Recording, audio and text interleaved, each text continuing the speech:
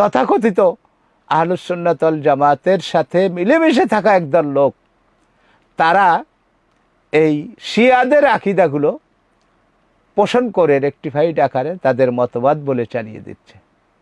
এবং এই মতবাদগুলোর মধ্যে অন্যতম একটি হলো সাহাবায়ে কেরামের সমালোচনা করা, সাহাবায়ে কেরামকে সত্যের মাপকাঠি না জানা।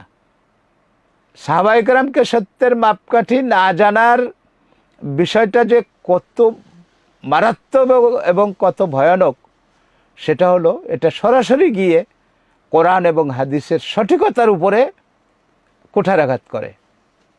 সাহাবায়ে কেরামই যদি সত্য না হয়, তাহলে তাদের দ্বারা প্রচারিত কোরআন এবং হাদিসটাই নড়বড়ে হয়ে যায়।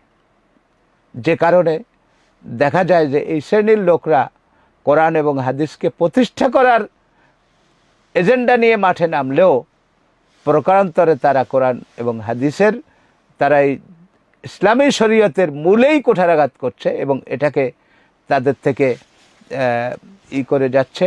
অর্থাৎ তাদের উদাহরণটা এরকম যে তারা ইসলাম ইসলাম নিয়ে চিল্লাইলেও তাদের এই কণ্ঠনালীর নিচে ইসলামের কিছু নাই।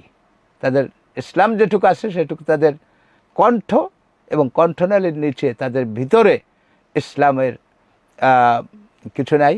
তারা সাহাবায়ে কেরামের সমালোচনা করছে, তারা নবীদের ভুল ধরছে, তারা বিভিন্ন সময়ে বাতিলপন্থীদের আকীদাগুলোকে তারা সযত্নে মনের ইচ্ছায় অনিচ্ছায় তারা লালন করে চলছে।